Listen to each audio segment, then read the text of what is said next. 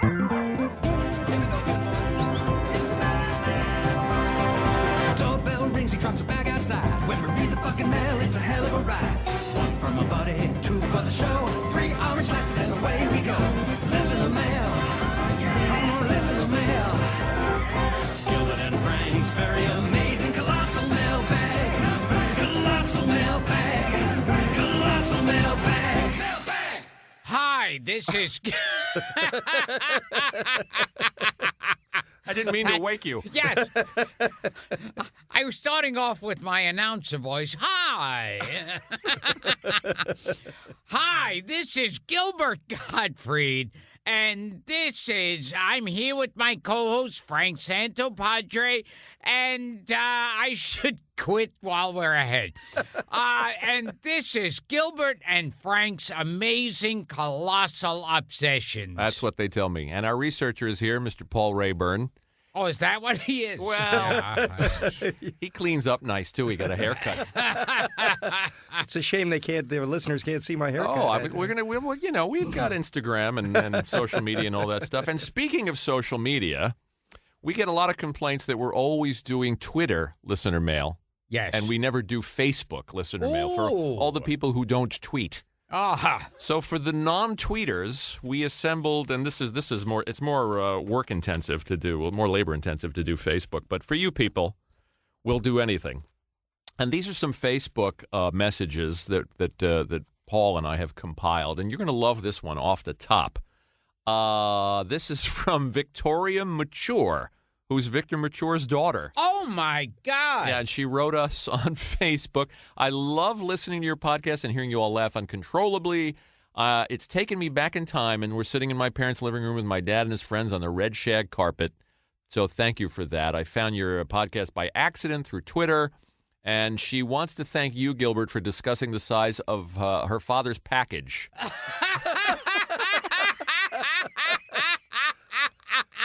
That's very touching. Which she traced back to the Max Baer episode, apparently. So glad my dad is in such illustrious company. How about that? Victor Mature, Doc Holliday. How many people can be so comfortable talking about their father's package? I'd love to meet her. Yeah. She's obviously very cool. And he played Tony Powell in After the Fox. You bet. Yeah, she writes here, what other show can you hear stories about Wonton Ton? Irwin Allen, Betty Grable, the Monkees movie's Head, and Peter Sellers. And, of course, After the Fox. I love that Gilbert sang the entire Bacharach theme song. Oh, no. Yeah. I know. Who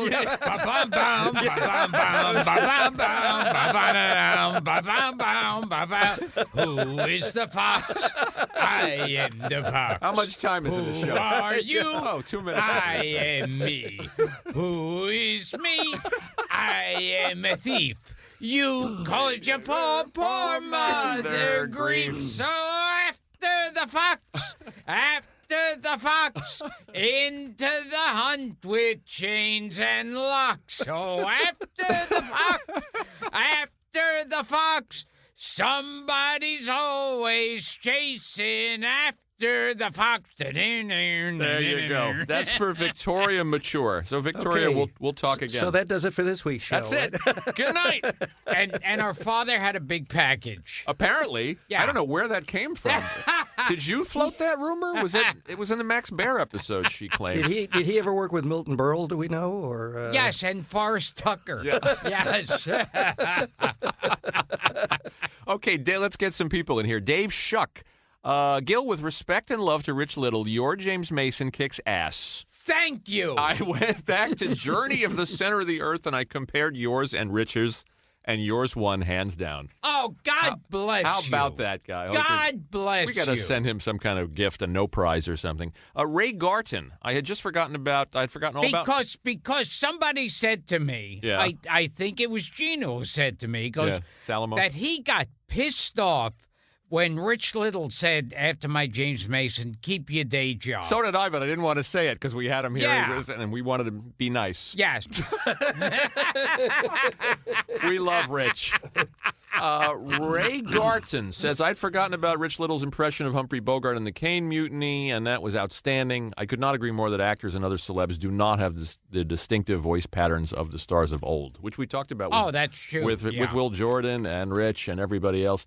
Dustin Carlton wants to know, have you guys heard Nicolas Cage's impression of Humphrey Bogart? Apparently he does it at the end of a movie called Dog Eat Dog. It's astounding. Have you heard Nicolas Cage do Humphrey Bogart? Okay. Well, that's just something to aspire to. Put it on the list. And some people responded to the pictures of you and Larry Storch from the birthday party. Yes. The other night, Larry turned 94, and Gilbert went to the party. Queso Saint Eli. Queso Saint Eli. See? What a name. Are you Queso Santilli? See? And you have a sister, don't you? See? What's your sister's name? Sue. Her name's Sue. See? You're bringing back Jack Benny and Mel Blanc. I love it. Queso says, I want to live in a world where Larry Storch is a cult leader. I love that. David West, we need a second episode with Larry, please. He was fantastic. Bjorn Helga Nisheim. That sounds like the girl from the producers. It might be her. Where are you from, Bjorn, when you hear this? Is it too fun? It is too funny that Gilbert had the best luck of all with the pronunciation for a change. He's chastising me for mispronouncing Roald Dahl. I'm told it's it's Roald. I always thought it was roll. That's what I've said, Roald Dahl. But in either case, he hated the Jews. So they say. Yes. So it's not pronounced anti-Semit. Yeah. Edward Casey loved the 1916 episode. I love Gilbert's tale of being serenaded by Snow White. I wondered why Adriana Caselotti's voice is credited in The Wizard of Oz. Her voice is actually looped into the Tin Man song. If I Only Had a Heart, where she sings the line, Wherefore art thou, Romeo? The offstage line. You know that scene? Yeah, I'll have to watch it again. Yeah. Somebody else pointed that. As for It's a Wonderful Life, I have no clue. What is the song, the album, that they claim if you play it, it matches? Oh, that's Dark Side of the... That's right. It's Pink Floyd. Pink Floyd's Dark Side of the Moon. They say if you play that album with Wizard of Oz, it matches up. We should do an episode where we do that. I've done it. You've done it? Frankie's done it. I worked at a studio years ago where the one of the techs took the laser disc of The Wizard of Oz and made a copy with Dark Side of the Moon. And it's eerie how well it lines up. Oh, that's freaky. Yeah. Well, we should also then play Abbey Road backwards and find out if Paul is dead. And if we're going to do a whole series, We should. Was it Abbey Road you were supposed to play backwards? I don't remember. One of them. Can we play one of these episodes backwards and see what happens? Yeah. Maybe Gilbert will sing on key if you play it backwards. Kim Zuckert, Kymm Zuckert. Gilbert, you buried the lead on the Kirk Douglas story. The anti-Semite he was screwing when he announced his Jewishness was none other than Joan Crawford. That's great. You like that? Oh, my God. So Joan Crawford was a Jew hater. Well, according to Kim Zuckert. We have to verify that somehow. You see, now, all this time, I was kind of taking sides with Joan Crawford against Betty Davis because I thought Betty Davis was a bitch to her. But now only in the movie. Yeah, but now I'll have to take sides with Betty Davis. Look at that. Well, look up, Paul. See if there's anything on, while you're sitting there, anything on He'll never find on Joan Crawford's alleged anti-Semitism before we put that out there. All right. Jonas Priest writes, we were talking about Olivia de Havilland. Maybe Olivia de Havilland is alive because she doesn't want to see her sister again. Kind of like that. Robert Martin says, given so many excellent interviews, I found Bruce Dern's interview to be the most fascinating. Terrific. Yeah, that was great. Eric Ryan says, Mr. Dern was so good, photographic memory almost. I found, as a runner myself, I found the descriptions of his lifestyle with runs from California to Colorado very interesting. Yeah, didn't he run like across the country? Yes, and his memory was scary. Wonderful. Let's see. Barry Goubler or Goobler, Goubler, Mario Cantone singing Baby It's Cold Outside as an elderly Betty Davis. I was weeping. That was fun. Yeah, people love that one. It was great. Even though you did veer into Bernie Sanders a little bit, it still worked. It still worked. Ray Nieves, Mario Cantone describing Rudolph is the absolute highlight of Christmas week. Cantone is hilarious. Give it a listen. Here's a message we got on Facebook from a gentleman named John Amos. Oh, geez. He wrote on his page, I had a great time with Gilbert Gottfried and Frank Santopadre on the Amazing Colossal podcast. Most appreciated, gentlemen. We cover my entire career. Wasn't that nice? Wow. This is the first time we've been thanked. Wow. And it's on social media. Yeah, he's a doll. And then a lot of people, the thread here, Yeah, a that lot was- of people wrote to him. There were more comments about the John Amos show than any other show, I think, on Facebook. Yeah, when we well, looked at you it. never know with this stuff. But he was just terrific and such a gent. Perry Shields, I'm a little late with this, but I just got around to last Thursday's mini episode. I believe the comedy team you guys were trying to locate maybe Roger and Roger, not Rogers and Rogers, as someone Well, suggested. that's why I couldn't find it. I saw That's them. it. Oh, so, All right, so well, just use that excuse for every other time we ask you to find something. I knew it was something. I like- saw them at the Comedy and Magic Club in Hermosa Beach. There you go. And I don't remember having seen them on Mike Douglas, but they were an age where they could have been. That's interesting. Maybe you can find something on Roger and Roger. He Well, can't. I did find. I looked to see if Joan Crawford was anti-Semitic, Okay, what do you got? which somebody should look. Yeah, where would that be on our page? Here's what I got: a look back at Kirk Douglas's most famous sexual conquests. Wow. Wow. One of who you want to know who they were, or do you already know who they are? Well, hit us. Joan Crawford, Marlena Dietrich, Rita Hayworth, Patricia Neal, Wow. Ann Southern, Jean Tierney. Good to be Kirk Douglas. Oh, So there he you did are. okay. Ann Southern, the voice of my mother, the car. Yes. She had a daughter, Tisha Sterling, who was quite the dish. That's just a side. That's a little on the side. And- You had a crush. It sounds Robert like. Sterling. And Kirk Douglas fucked Marlena Dietrich, so he was into Jew haters, I guess. I mean, That was a thing. seems like the only conclusion from. It's a weird fetish. Now, I posted a picture of Angela Cartwright. Well, I posted a picture of Billy Mummy with Burt Ward because I found an old picture of them together, and I put two podcast guests together. And Angela Cartwright from Lost in Space was in the yes. picture. So Jack Hoffman, our friend Jack, writes, does that mean Angela Cartwright is on your radar? She's been at Chiller. We might have to look into Angela. Oh, yeah. Billy, I see the picture of Billy Mummy and I get scared. I cannot separate the actor from the kid in the Twilight Zone That is who the made people very disappear. next Facebook message that I was just about to read. Mitchell Kriegman, Mitch Kriegman, our producer-director. Billy Mummy will always give me the creeps because of that Twilight Zone episode. Which one, Long Distance Call or the Cornfield? The cornfield is Yeah, the the one that gets me. cornfield. you Is, know. is that the one where he has control over everything? He makes Yes. people, the one Yeah. guy disappears and he shows up as a jack in the box yes. and all that. Yeah, very creepy. Very creepy. And your favorite actor's in that one. Who was the guy? Max Showalter's in that one. Oh, my God. Yeah. Who Which was one is he?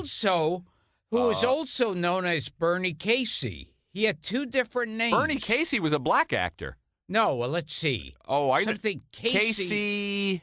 Casey. Oh, God, I know who you mean. Wait a Yeah. minute, I'm putting a research department Oh, on this. for Christ's sakes. Look, the other name of actor, Max Showalter. Okay. Casey Adams. Casey Adams. Casey Adams. Wait, I don't have it yet. These Hold were on. his two names. Right. Well, if we had to wait for you. With Casey Adams and Max Showalter. I think he was the father of Billy Mummy, and I think Cloris Leachman was the mother. Yes. Yeah. Yes. And he was also in 16 Candles. Oh, yeah. Molly Ringwald and Indestructible Man with Lon Chaney Jr. I love it. Yes. Yeah, I know. He's in 10. He's in a lot of stuff.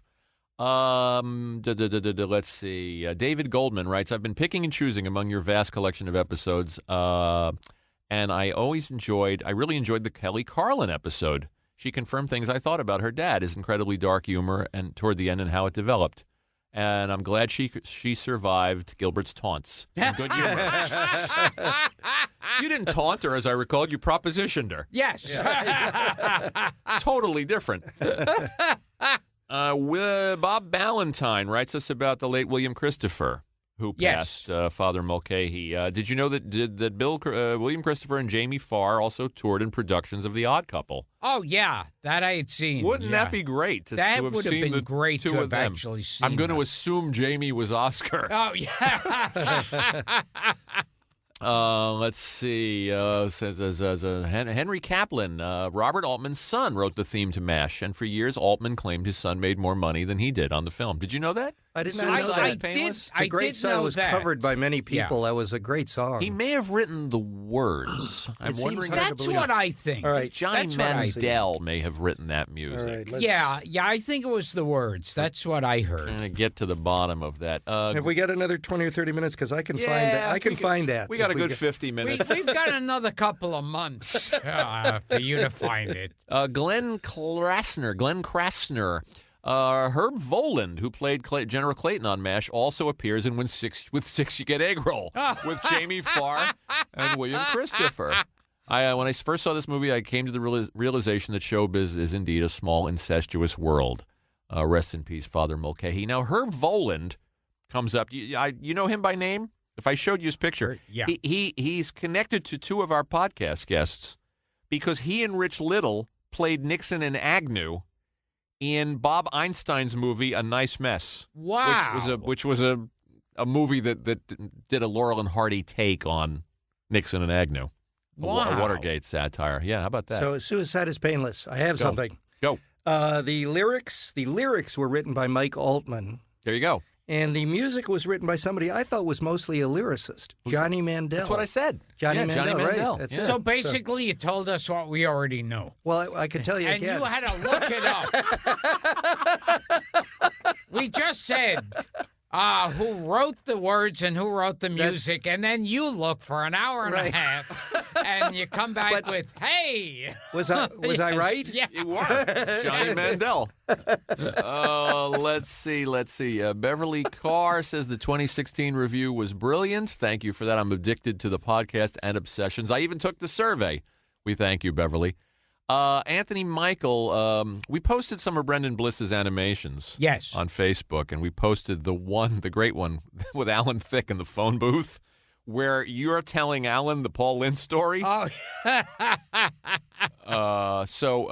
Barry Gubler again writes, Gaubler, I hope they animate the Tony Curtis Betty Davis duet of Baby It's Cold Outside. oh, that would be when good. Cantone was on the show. Barry also adds, love the video. If only Thick of the Night was this funny. And Anthony Michael writes, one of my favorite 2016 moments is when Peter Marshall said the only reason he took the Hollywood Squares gig was to spite Dan Rowan. That was great. That was terrific. Good stuff. And then I posted the puppet video. Actually, we should do a shout out as long as we're doing a Facebook episode to McBeardo. Mike McPadden, who runs that page brilliantly, posted the Ryan Dillon and Mark Gale puppet video. I won't say Muppets this time Yeah. because it's not Muppets. The puppet video of the two of us. Oh, yes. And Stephen Valerio Jr. writes, this is now how I will picture Gilbert and Frank when I listen to the podcast. Let's see. Dave Firstenow, also responding to that video, says, this clearly shows the Fred Gwynn, Joey Ross dynamic between Frank and Gilbert. Only Fred Gwynn and Joey Ross was sexier. I'll go with that. Patrick Izzo, I can't stop laughing. Fuck it. I'll take all 6 discs. Who do I pay? That's a reference to the fact that it was done like a record offer. Oh, that's right. Gilbert Yes. swings with the youth. And that's where Paul Schaefer was going. Gilbert swings with the youth. Some say that he's uncouth. That's all I got. Paul's got a new album. Yeah? We got to have Paul back. He's got stuff to plug. We got to get Paul back here. Let's see. Richard Stein says, listen to the John Amos episode driving down the California coast with the fam. I have always been a fan of his, and I was hip to his chops from Coming to America Alone. He was brilliant. Isn't that nice? Edward Owen, when listening to Gilbert's podcast, and the guest was Burt Ward, come to find out that Burt and his wife run a huge, no pun intended, Burt's reputation precedes him, giant dog animal rescue service. Oh, yeah. And they That have was- they have about 50 critters in their home. How about that? Stephen E. Vale says, I've listened to the show. That sounds like a villain in a James Bond. Stephen E. Vale. Evil. Yeah. He wants to say, I am a huge Batman fan. This Burt Ward may end up as one of my top favorite episodes. Wow. Isn't that nice? And then John, now you'll love this name. This is not a Bond villain name. Jonathan Sparkles. But he must have gotten his ass kicked in school a number of times. He says my top 10 podcasts of 2016, and then he lists them from the bottom up. How Did This Get Made? The Smartest Man in the World. Doug Loves Movies. Those are all funny shows. You Made It Weird with Pete Holmes, a show I like.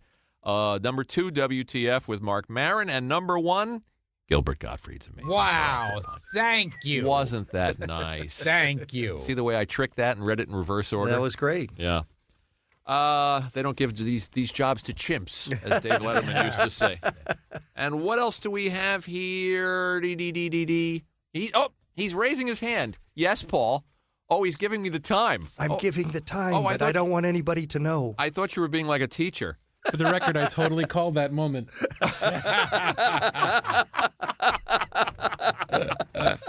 Okay, last one. This is, let's see. Okay, Pat Hughes. On New Year's Eve, we watched Mel Gibson and The Patriot, and we noticed Rene Auberjonois. Now, we got to get him. Oh, yes. We love him. Yeah. In it. Now, why is she bringing up Rene Auberjonois? He had a big package. No. Yes. Because it's relevant. Because he played Father Mulcahy in MASH, the movie. Oh, my God. Oh, that's perfect. There you go. More kind of a nagging thought that wouldn't let go. Then I woke up the very next day, and I'd read that William Christopher had died. I had these strange nagging thoughts before. So there you go. So let's hope Pat Hughes doesn't think of us. And that's it for Facebook. I think Kirk Douglas one time fucked Mel Gibson. Seriously, Yes. another anti. Yes. Boy, that couldn't help himself. Wow. And Kirk Douglas fucked Arthur Godfrey, too. I didn't know that. Yeah, it's amazing. What did that sound like? Yeah. Hi, Kirk. How are you? I hate the Jews. How are you?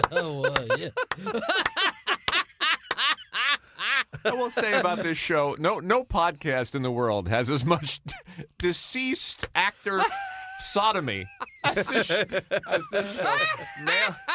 Male on male. If somebody could do a flow chart of all the people that he's had. Yeah, you have to go with your strengths. You go with what you know. Go with what you know.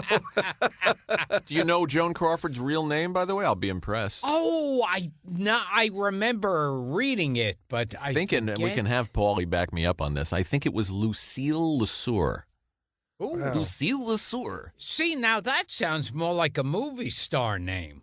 Somebody changed it for some reason. I don't know which studio Yeah, she was under change it contract back. with. Yeah, which studio she was under contract with. All right, kids. So we gave you what you wanted. You wanted Facebook messages. We got them.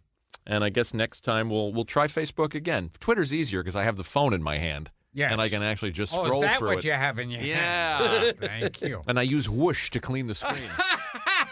Lucille Faye Lesueur. Well, there you go. I don't do There you middle go. names. Pretty close. Pretty good, huh? Close. Pretty good. So this has been Gilbert. This has been Gilbert and Franks. I should learn the title of this. Well, one, why right? start now? Yeah. This has been Gilbert and Frank's Amazing Colossal Obsessions.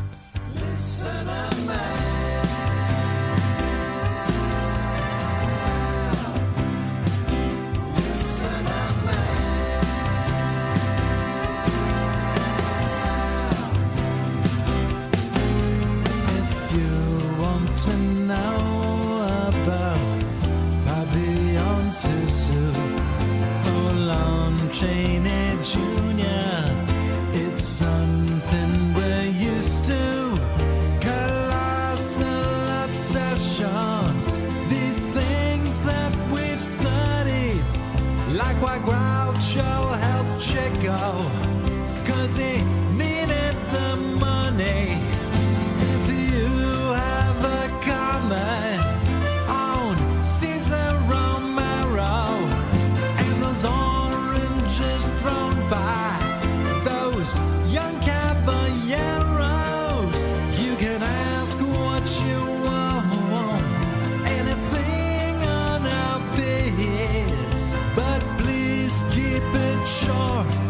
slide.